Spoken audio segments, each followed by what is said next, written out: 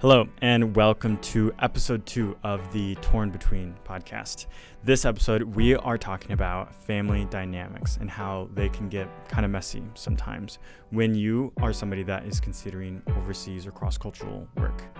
So if you're somebody that has been considering cross-cultural work, but your relationship with your community and your family is something that has brought some tension to you making this decision, then this episode's for you. We're going to dive into some personal examples and stories, and Mark and Carly will share some ideas on how to communicate effectively and well to those around you as you're considering cross-cultural work.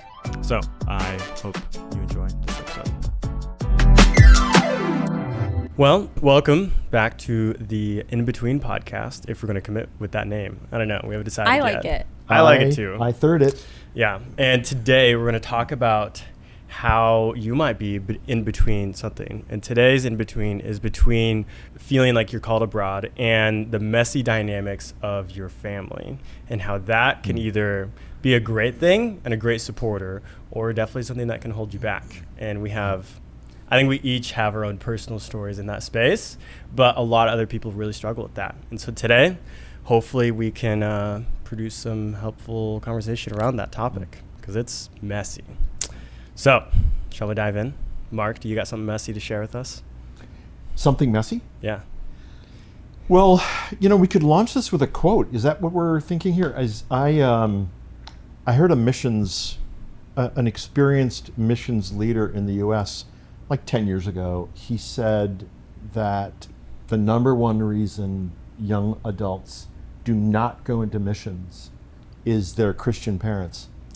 Oh, interesting. And I think you told me about that actually that's before. Kind of an extreme statement, but it does grab your attention, and it certainly points to the reality that parents have a significant influence on their kids' lives, let alone in the realm of missions or not. Where does kid end? Like, is it 19? Is it 23? Is it 35? Well, I think that today's generation is supervised by their parents more closely for longer.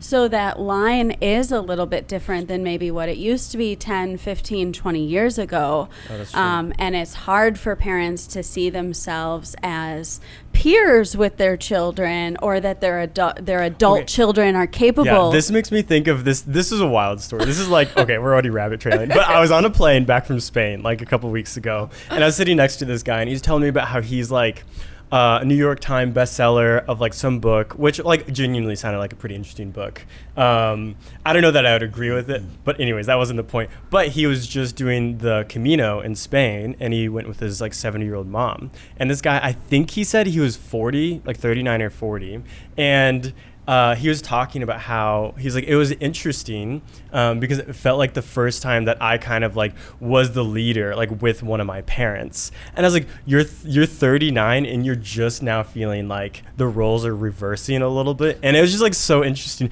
But there's this one moment still, it was so funny. They like, it's a long flight. So they give you a full meal and then you nap, and then they give you a snack before you land, right? And they gave us these like pizza twist things. It's kind of like a Hot Pocket. And we like each got one like normal, and then he was like, "Mom, I'm like still hungry, can I have the rest of yours?" And she's like, "Sure, here you go, honey," and like gave it to him, and then he ate it, and he's like, "Here you go, Mom," and like hands the box back. And I was like, that felt like the most kid thing I've ever seen. And the man's like 40 years old, and like he was a super cool dude, so I don't hold any beef against him. I just thought it was funny and like pertinent to your point about where like some people still feel supervised by their parents as they're older, and some people like that and appreciate that. The parent-child dynamics, especially with a single child, an adult child, but if they're single, I think the parents still feel this parental responsibility around them. He was single as well, so yeah, that checks out. Because I don't feel that way with my parents at all. Which has a whole lot of baggage there with it. And I think the easiest example also is like my twin brother is married, and that he and his wife are very much so viewed as like their own self. And I think I ended up moving, like several hundred miles away from them. And I think that helped solidify things. And then, I have like my own car and own place, and I'm like, hey guys, I actually can't do these things because I have a normal job. And they're like, oh, right, like you're not like always free and in school or whatever. It's just interesting, but yeah, I mean, people from 17 to 25, 20, they're transitioning from the teenager who lives at home with their parents who they want to or at least should obey, and into young adulthood where there's still this sense of wanting to honor and respect your parents. Yeah. But a lot of the people that Carly and I talk with in mobilization are in that middle ground where they're somewhere on the continuum between still kind of really being a teenager, needing their parents' approval and financial support. yeah, that's a huge one. And becoming an adult who, for the most part, makes their decisions on their own because it's their life. How do you do that effectively without being like, but I feel like I have an interesting example. My sister, who now works with One Collective in Bulgaria, she graduated, and during one of her summers, she went abroad to Bulgaria for like, I think 3 months. And then she actually graduated and then wanted to go back for at least 2 years. And I think one of her main motivators was she was kind of running away from our family. Because I think especially my dad was kind of, not wanting to let his baby girl go a little bit. Like, I think with us boys, he was way less protective, though he was in some scenarios. But with her, he was like way more involved, way more supportive. But I think there was a lot of back and forth I remember talking to her about. And like her feeling like my freedom is not mine yet. And I'm not viewed as an adult. And I'm not trusted to make these decisions yet. And that was hard for her. And I think she also kind of was running away from our messy family. And where have you guys seen that in like the running away and trying to honor your family and be kind to them and your parents, but still trying to follow the will of God in your life? When my wife and I and our 2 kids went overseas to serve in missions, I had this sense, it was really just a feeling. There wasn't even a thought connected to it. There was nothing conscious. I had this feeling that I was running away from something. Oh, interesting. It wasn't like messy family dynamics that I had to get out of the house from, to get away from. But it was something that I didn't understand. It wasn't until years later when after like years of therapy and just a lot of work and discovery, it's like, oh my gosh, that's where that feeling came from. And I think that this question, are you running away from your family or your parents, is a really important one to ask. Yeah. It might be something as relatively simple as, hey, my family's kind of messed up these days. I want to get away from that. But it could be something more complex that won't have an answer immediate. I still think it's important to ask the question. Yeah. I think it actually might be more obvious to an outside observer than it is to the person in the situation. Like, you can probably see it a little more clearly with your sister than maybe she can of what she might be running away from. And so as we are observing and guiding people through a process, I think we need to bring up those observations with people if we're seeing them and challenge them to think more deeply about it and to wrestle with that question themselves so they know and are aware and can move confidently forward with whatever steps they're taking, just knowing that what is the situation here. How do you guys, you're walking with people and you maybe see and like hear stories about them and their family and you're like, oh, maybe you kind of are running away from this. How do you interject and be like, hey, let's chat about this with like people that you're walking with? Like, if I come up to you, Mark, and we're chatting and now we know each other and I'm considering going to Spain and you're like, oh, Michael, I think you got some baggage you're running away from. Like, do you bring that up? Or like, do you have applicants or somebody like me? Would you ask me that question? So, yeah, the answer generally is yes. So the application will often reveal things that are going on in an applicant's home life and things from their past life as well that may yet to have been really addressed. When we see or sense things like this, and it could come just out of our general conversation and interviews with them, we will ask. because part of our role is not just like, we're not like just admissions counselors to get people through the door. We're really life coaches. Yeah. And we coach these people in their life toward a serving opportunity, but we care about the people. And so we have to ask those kinds of questions. Yeah. It's important for them, but it's also important for our people on the field that they're receiving new workers that have been vetted well, and that's part of the process. And are healthy and ready and not bringing extra baggage to the field with them. Interesting. Okay, so I have baggage. Everyone has baggage. But, like, let's just, like, play this out a little bit. I got, like, a bunch of stuff going on with my family. And I come up to you, and we're chatting about me being an applicant and going abroad. And you ask me those questions. And then, like, maybe I share with you, like, yeah, there's a lot going on, and I really don't want to deal with it. How do you guys respond to that? Like, are you like, all right, yeah, actually you got to go back home and figure that stuff out, and then you can come back to us? Like, are you doing that? Or are you being like, go get counseling? Do you kind of act as a counselor? Like, I know that you're not like licensed or anything, so you can't actually do that for people necessarily. Yeah, I mean, the answer is yes to all of the above when it's appropriate. Okay. We have said to people, I don't think you're ready yet. Okay. And most people, when I tell them that, they really appreciate that, because many people don't have someone in their life that will tell them that from a caring standpoint, and to share that with them kindly. Yeah. We also, the counseling route, we're not counselors, but we are coaches. But there are times when our people come to us and they need counseling. And so we will, sometimes in the call, I will frequently ask people, if there's an issue, are you getting counseling for that?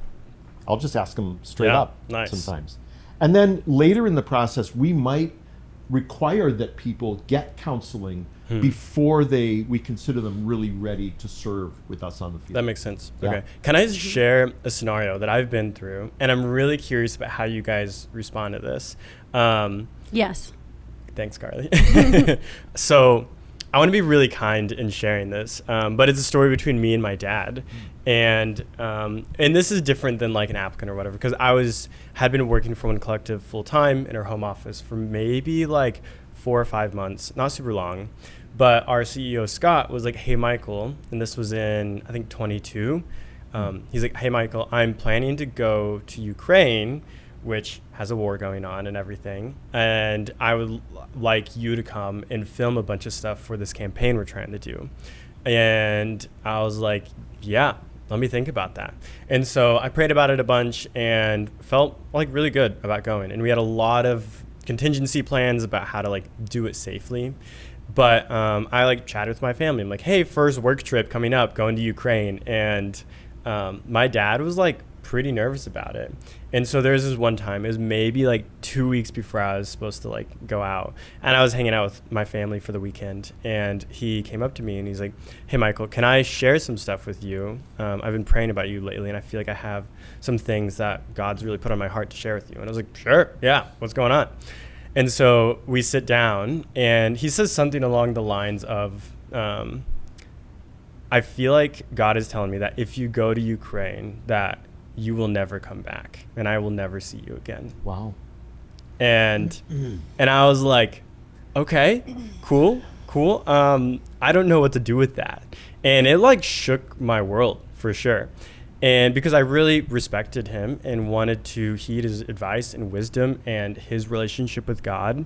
And so I really did not know how to respond to that at all. And now that I'm looking back and I've like processed that a lot and talked to him more, we're good about it. But he's also like not gonna like throw his stuff out there, but he's going through a lot and was definitely going through a lot then. And so I think he was in a space of kind of over spiritualizing things maybe. And my assumption that I came to, because I went to Ukraine and came back and I prayed about it a bunch, and I was like, God, is this actually you telling me like if I go I will never come back? And I really never discerned that God was like, yeah, that's true. That's me speaking through your dad. And so I ended up going and coming back, and it was fine. And so I kind of was like, hey, Dad, like, what's going on? Like, what was that? And the main thing that I could kind of discern from that was he was fearful for losing his son, going to a dangerous place. And that kind of came through in a spiritual form. with that, like all that happened, and like if I came to you and was like, Mark, this is what my dad just told me like last week, and I'm still planning to go abroad. How do you respond to that? How do you walk somebody through that? I would ask, did your dad's expressed fear to you change anything for you about your own calling in that moment? I don't think it did at all. I really, like, it made me pray about it a lot more. And I chatted with God a lot in those like weeks leading up to it. But I never felt anything that was like, no, you shouldn't go, like at all. If anything, I was like more encouraged to go in a weird sense. And I don't know why, but maybe some sort of like resolution that this is my obedience to the Lord, and that I'm being called and asked to do this thing in front of me. I am an adult and I'm making those decisions, and it is between me and God. yeah. Did you continue to have conversations with your dad leading up to your trip? I don't think I did. Okay. I literally think I was in a place like, I don't know how to follow up with him in a way. Realistically, I should have, for sure. I mean, you're really in a place of, with your relationship with your dad in this kind of situation, and our applicants, we're talking with their relationships with their parents, where you have the opportunity to help them understand some things about living in another culture Yeah. that many people simply are not aware of or don't understand. I think that it's not that things overseas are less safe, it's that they are less familiar. Yeah. And I mean, a war situation like Ukraine is pushing that statement For somewhat, sure. Yeah. Yeah. but only somewhat. I have a friend, when we served in Congo years ago, I asked a friend of mine, hey, Dwandro, would you ever like to come to the U.S. to visit us, to see us in the U.S.? And he goes, oh, no, I could never do that. And the reason is that in his mind, the U.S. is a very unsafe place to be. Fascinating. And so why would he ever want to consider going there? I mean, the U.S. is kind of known as a violent country, kind of in parts around the world for various reasons. But it's the over there part that scares us. Like we live in a nation with a lot of violence going on around us. I'm fine every day. I'm fine with doing my job and living.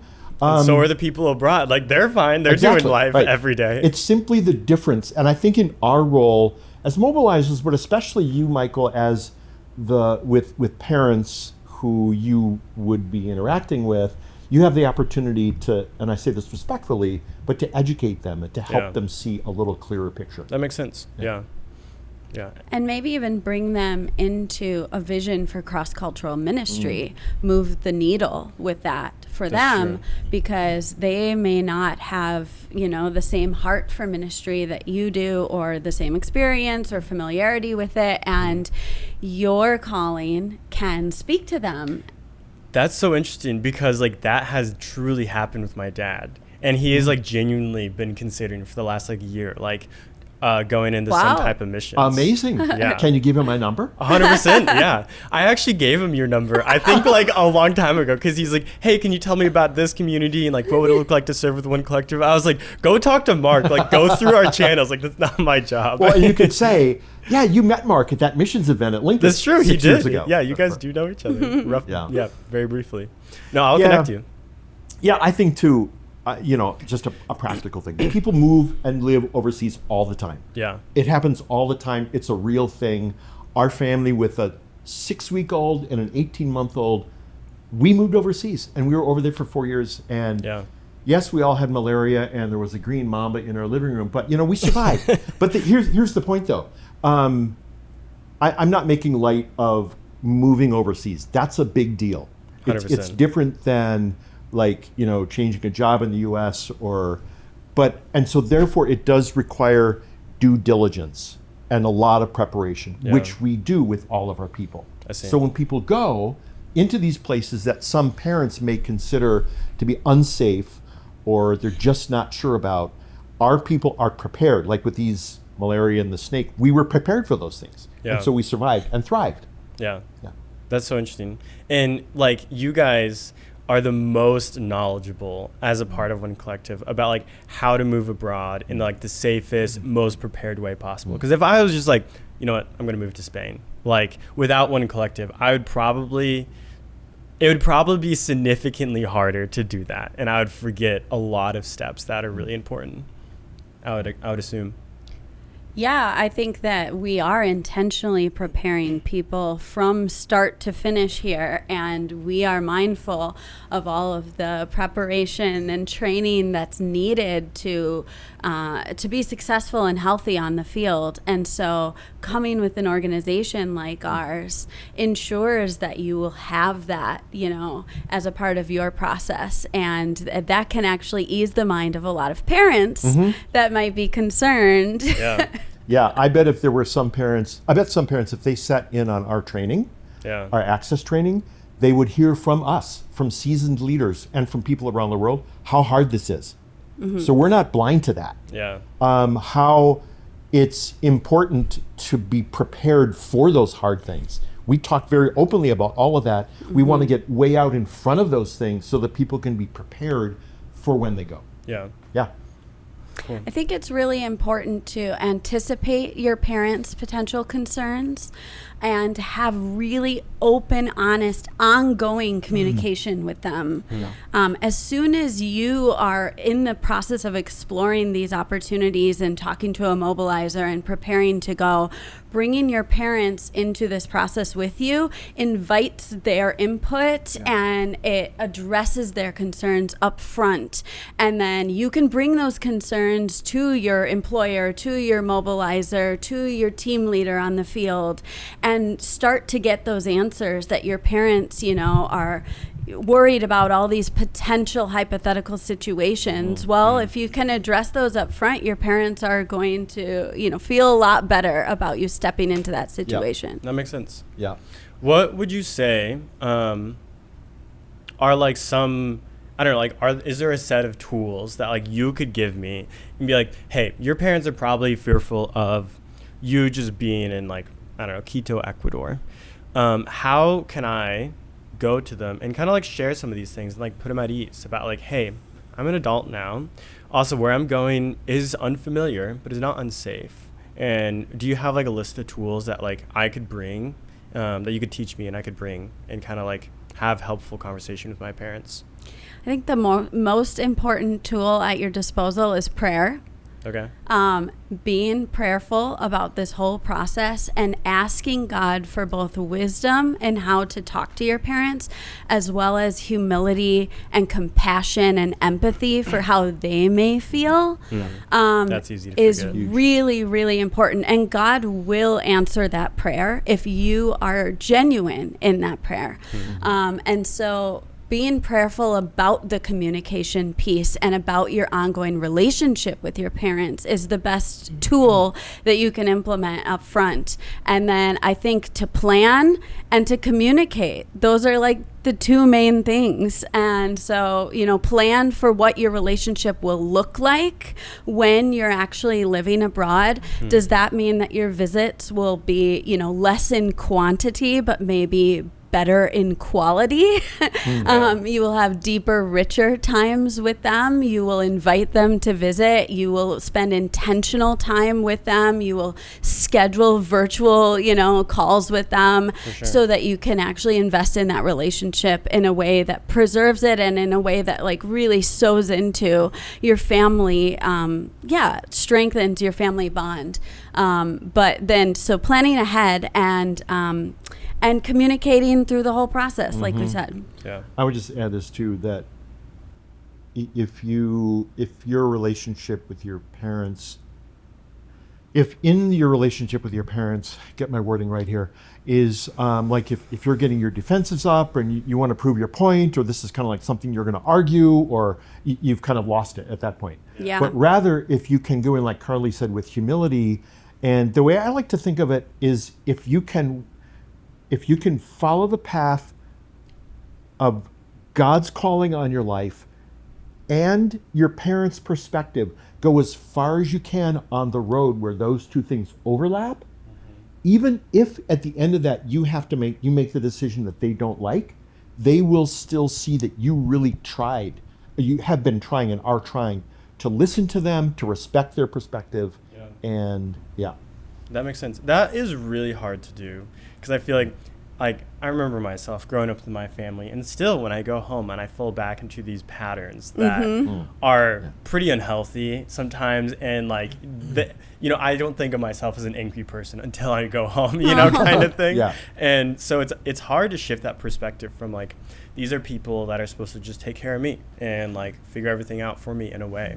And now I'm shifting to like, hey, mom and dad, can I walk with you into this new process that's new for you and new for me? And that's like really hard to figure out how to do, and to like invite your parents into a new different type of relationship. So I have 5 adult kids. They're all in their 30s and 40s now, and one in the 20s. And so when they were at this transitional age, I was a very absent dad because of severe depression. I was not equipping and engaged in my kids in their lives, other than like watching a football game or just eating meals together. And so as I think of like what you just said, like I think there's a void if you can like intentionally, and it does take guts, and like, how do I do this? How the heck do I, like, if you can step into that void with some courage and invite them into your life process, I think that can go far, because kind of like I said before, they will hear that as someone respecting them and honoring them and wanting their input. That's so good. And do they see the fruit of God's work in your life in areas outside of just your calling to oversee his work? How is God working through you, and how is that demonstrated in your relationships, especially in your family? Because if God's at work there and they can observe that and see that, I think they're going, especially Christian parents, are going to respect this decision in a whole different way than if they don't see the evidence of God at work in your life, right? That makes sense. I'm curious, kind of the flip side of this. Say you try to include your parents and involve them, but they are just like from the start, like not confident about this decision for you. And you try to bring them along, and they just like are not hearing it. What do you do in those scenarios? Because I've like heard stories of people where like their parents are just vehemently against you doing this because they paid for your college or whatever, and now you're not doing a job that's going to make much money, and you got to ask other people for money and fundraise and like a bunch of these things. And so if your parents are just flat out against it and they won't like walk with you, like how do you honor that and still like choose to do this? Yeah, great question. I was almost hoping we wouldn't go to that extreme, Michael, in the question. So, no, that's a really good question. So there's a college student who was going to serve with us 2 summers ago, and she didn't, because she was at this place with her parents. They were opposed to her going. She wasn't ready to go. She did not commit to go because of her parents' viewpoint on that at the time. Interesting. A year later, she went. So one of the factors to consider is that time can change any of us. I would also say I'm trying to think of situations of people that I've worked with where there was this really strong, rigid no coming from them. And I don't know many of those. Do you, Carly? I can think of a couple, and it usually has to do with their parents wanting them to have a real marketplace job. And it could be because of the funding of the college education. It could be because they just have different priorities for their kids, or maybe they're not believers too. That can play a part in this too. And I think that the kid, the adult in this decision, who is the kid of the parents, has to weigh their parents' preference as one of many factors. It is not the only factor that contributes to this decision. And so while it's a particularly difficult one, and it's going to affect your relationship with your parents moving forward, it still is only one part of the equation. And, while we are called to invest in our family and care for our family, especially in times of need, we are also called to be obedient to the Lord and to what, his will for us is, his plan for us is. And so I think it's a personal decision for every person. Mm-hmm. Yeah, I'll say too that I think in general, we don't put family over what we sense is God's calling in general. But as we can see from our conversation, it's more complex than that. And so it's important to listen, to understand each person's situation well. There are cases where some of the people I've been talking with, they off-ramped themselves because they felt that it wasn't the time, or it just maybe they felt God was speaking to them through their parents. Sure. I mean, it gets complex. Yeah. But as you said, Carly, ultimately the individual has to make the decision as to what they believe God is leading them to do. Yeah. And postponing is an option too, you referred to with that girl you worked with. Sure. And that's something that we can support and walk alongside the timeline question for each individual person. I know, this happened with my trip when I was a student and I was still in school. And I think we planned a trip for me to go in 2020. And then COVID happened and it was postponed to we didn't know how long, but you were really good. And you're like, hey, can we just set up a time to check in 3 months, 6 months? And you just kept popping up and checking in. And part of me could have been just let that fall to the side and oh, that was an idea, that was a calling, I'm just going to forget about it. But you, in a way, helped me keep that calling, which has led to my whole career and me being impacted by overseas missions in really significant ways. That's awesome. Yeah. And just because you were it's postponed, totally okay. Let me just keep checking in with you. And you're so good at that. I appreciate that, Micah. There are loads of people for each of the 4 in our department in mobilization who have a long list of loads of people who we are doing this with because we do this. I do this, especially if there are 2 things that are true. One, if they really like One Collective and they really resonate with our mission, who we are as an organization. And if I really like this person and can see them working with us, I don't give up on them. I just don't. I keep them. Awesome. We have a tracker, an action step system, and I just keep following up with people as I did with you. And really just investing more in the relationship. And so you get to a deeper level and you get closer, even more so when the pressure is removed of that, you're going to the field in a few months. Oh, now that pressure's off. So we can just talk as 2 individuals and we can keep building into this relationship. And I was going to say, and it's so interesting. My whole career pivoted off of that trip. Wow. I literally was developing this videography skill, and then I went on that trip and got one of my best portfolio pieces. Amazing. And then because of that, One Collective was the director of communications was hey, we should hire that guy. And he asked me, he's can I hire you once you graduate? Because the work he did for us was wonderful. And I was thanks. That's I amazing. would love to. Love that. And which is just crazy to think. My whole career and life trajectory and moving to Elgin is because of you, Mark. Wow. I mean, wow. Seriously, very encouraging and affirming because that is what I want to do. That's what we want to do in our roles. And so when I hear that from someone, that's just very fulfilling. Thank you. Yeah, for sure.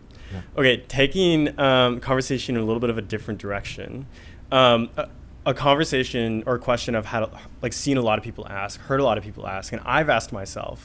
I went to Spain for 17 days last month, and when I was literally getting on the plane and my grandma texted me, she's hey, can you just please be praying for your grandpa? He's not doing super well. His blood pressure is really high and his health has just been kind of going down over the last couple of years. And it went through my head of should I go on this trip if he's I don't know, reaching into life. Like she didn't say it was like that dramatic, but like if I was going for a year, that'd be my concern. And then another concern is like if I'm overseas and like something happens, like do I come home? Do I just immediately book a flight and like, I don't know, spend $1,000 to come home and like forget about my work and timeline? You know, what do I do with that? Yeah, what do I do question. with those fears? Because Great question. I think I've heard a lot of people around my age, their parents, their grandparents are reaching that age. That's a concern.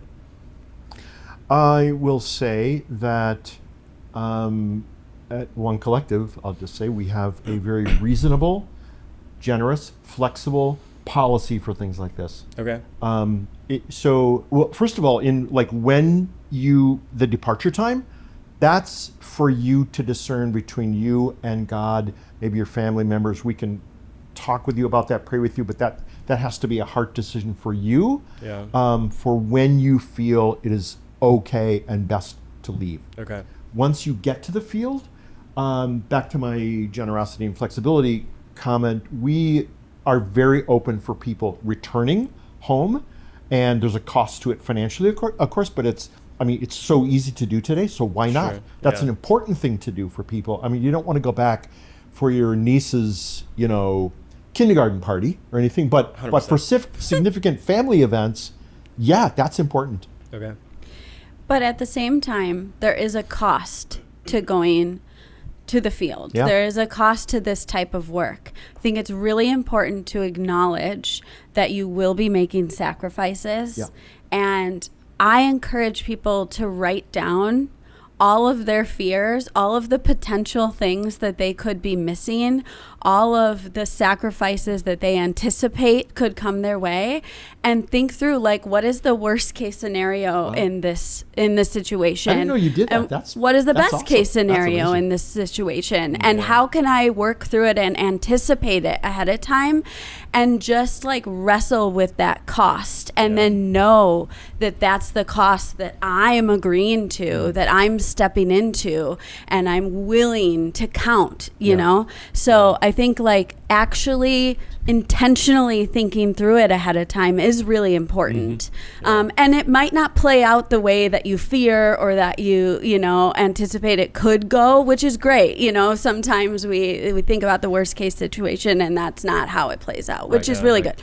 But like Mark said, like you can continue to have those relationships with your family. You can continue to be present at significant life events with your family. Just because you're in a different country, it doesn't mean that you have to miss everything that goes on. Yeah. I'm curious, Mark, you were in the Congo. How long were you there?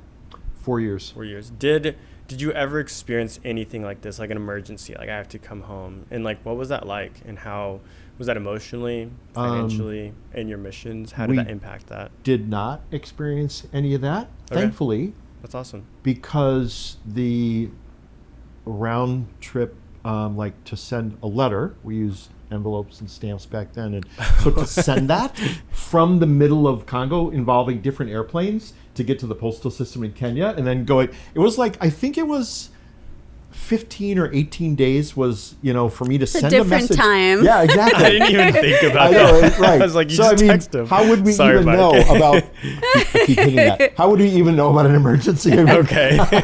There would have been some way. I mean, the radio Sure. pilots, pilots on the radios and all that. What is the benefit to globalization now that we have immediate contact with people? Yeah.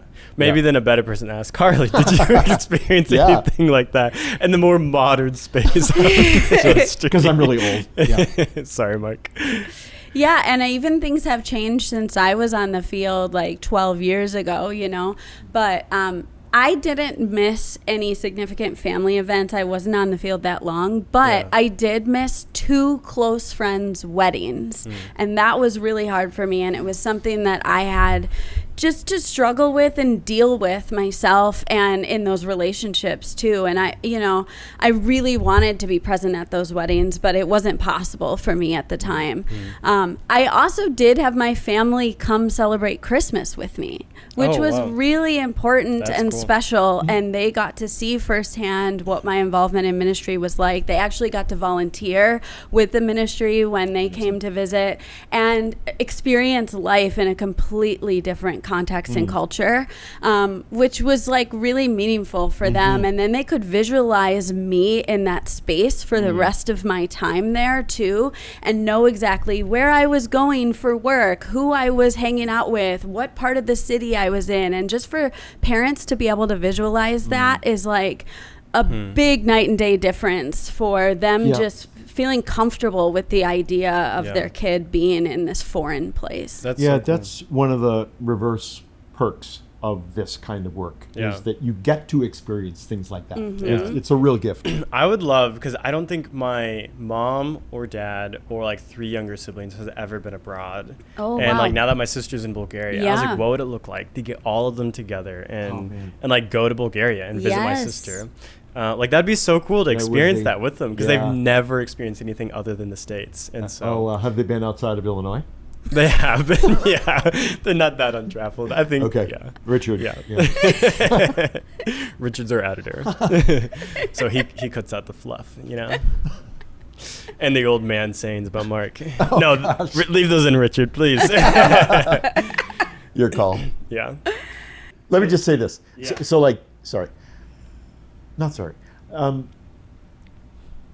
This is what we do. We get in conversations with people almost exactly like this, and we talk these things out. No pressure. We're not trying to force people into anything, or there's none of that. But we like to listen and explore, and that's how this works, actually. Yeah, that's so good. Well, thanks everyone for listening. Good luck with your messy family dynamics. I know it's rough, but you can make it through it. And Mark and Carly are here to help you through it, and maybe a good counselor would recommend that as well. So thanks, Mark and Carly, for having this conversation, and check back in for episode 3. Sounds great. Perfect, Michael. Bye, guys.